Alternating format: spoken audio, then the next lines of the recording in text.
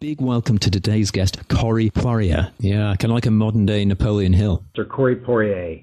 Corey Poirier. John Lee Dumas here. You're actually the only person that I've ever interviewed that's interviewed more people than I have. And in fact, at 3,400, you're going to take a little while for me to catch. Corey Poirier. He's either 420 years old or he's worked out how to maximize every second of every day to create a body of work that is hugely impressive. Corey's just amazing.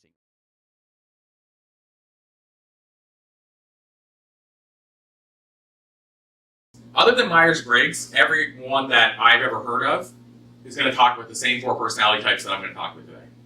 So the cool thing is, no matter how many people have decided to adopt it, it hasn't changed the actual format, which is important because, first of all, if it's based on human behavior, it shouldn't really be changing. And secondly, if you've been through a training like that and then you're going through a second one, you don't want it to be completely against or different from what you've already heard.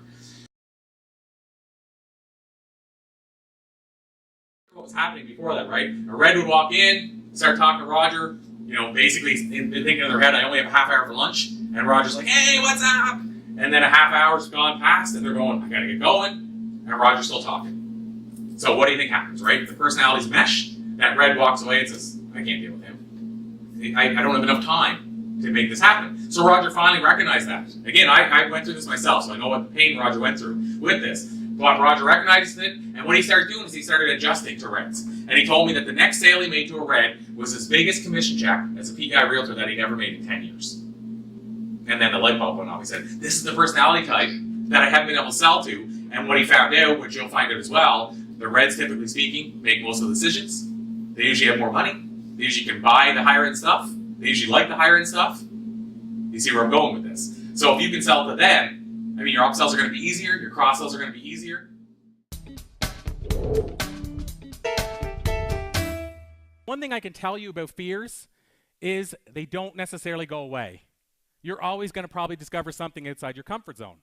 So late last year, I got invited to do a talk in Brooklyn for at-risk youth. And as we were booking the talk, they proceeded to tell me about the gang violence that was taking place near the center and all the stuff that was happening in that part of town and what I should do to watch out for that. So admittedly, this was a fear to me.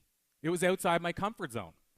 So what happened is, but I also looked at it and said, you know what, the people that I'm going to speak to, think of everything they've gone through that day to get there and maybe go through every day. So I can take one for the team and go there once. But here's the cool thing. Going back to my 3 strategies I mentioned for stepping outside your comfort zone, I noticed after I did it, that the thing that made it possible were that all 3 of those strategies took place on that day. So the example is the why. What was the purpose? Well, I was raised by a single mother, and I was having an opportunity to go speak to almost every person in that room who was also raised by a single mother. And I was able to share my journey with them and hopefully inspire them by what is possible. The second part is the baby steps. So the baby steps, we actually got ourselves there earlier. So we got ourselves there earlier in the day. We got ourselves acclimatized. We went to the place. We met everybody. And that was the baby steps for me. I didn't just show up and walk in and start speaking. And then finally, the support system was my girlfriend. She came along for the journey. And she had so much excitement about this, about reaching these students, that it carried over to me. But again, these 3 things came up again. So if you can figure out, so this is what I discovered, and if you can take this and apply it to stepping outside your comfort zone, my experience is that's going to be the difference maker. So if you can figure out a why or a desire that's bigger than the fear that you're going to face. If you can take those baby steps, and by the way, map out what those baby steps are and reward yourself each time you take a little baby step, because we love the rewards. It keeps us coming back.